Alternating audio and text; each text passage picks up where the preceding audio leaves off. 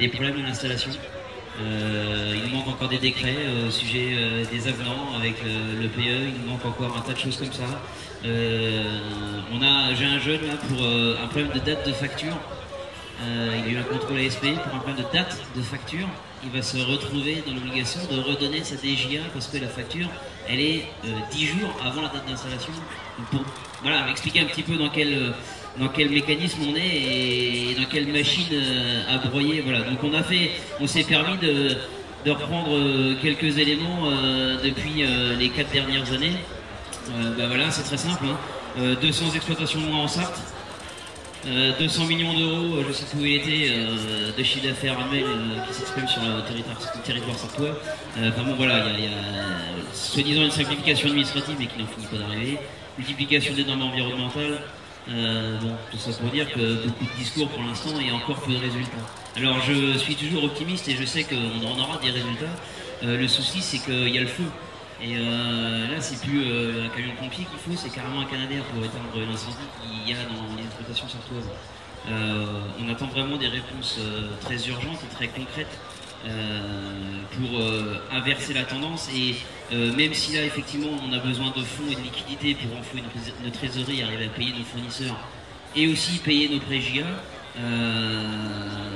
la seule issue concrète, c'est le prix. Il n'y a que ça. Il n'y a que ça. On sait très bien que c'est pas la peine de faire des plans de soutien et des plans de soutien. On sait très bien, et vous en êtes conscient, que c'est pas comme ça qu'on va sauver l'agriculture. Et nous, on n'a pas envie d'être aidés sans cesse. On a besoin d'être aidés quand il y a un gros problème, quand il y a une grosse crise comme on l'a vu aujourd'hui. Mais une année normale, une année, on aimerait avoir des années normales, disons.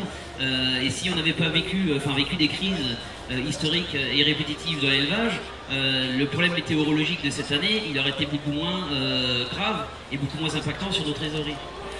C'est une certitude. Donc la seule issue pour ça, et pour que ce soit dans une continuité et avoir une vraie lisibilité sur l'avenir, vous êtes passé tout à l'heure sur le stand c'est votre hélico, non, comme celui-là. Vous êtes passé tout à l'heure sur le stand du lycée agricole et c'est les drones pour contrôler les surfaces pactes. Donc vous êtes passé tout à l'heure au lycée agricole, tout le monde se vante en fait qu'il y a des jeunes, et tant mieux, il y a des jeunes plein les lycées, il y a des jeunes plein les maisons familiales, on va y passer tout à l'heure. Quel avenir on peut leur promettre, même si tous ceux qui se sont inscrits dans les lycées cette année, ça ne se tiendront pas. Enfin, ils voudront travailler auprès des récoltes derrière nous, la chambre d'agriculture, etc. Il y aura des emplois, il faudra fournir, voilà, mais si on veut encore d'agriculture, il y aura besoin encore de monde. Donc voilà, qu'est-ce qu'on peut leur promettre, quelle vision de l'agriculture on peut leur dessiner, et puis je redis, je vais me répéter, mais la seule issue pour nous, et la proposition la plus concrète, c'est du prix qui corresponde à nos charges, à nos coûts de revient et à une rémunération. On ne demande pas être milliardaire, hein. On n'a pas cette ambition-là, on n'est pas comme M. Beignet à vouloir être dans le top 10 des richesses de France, mais voilà, au moins un SMIC minimum, on arrive au moins à payer nos factures et nos foyers. Merci M. le ministre.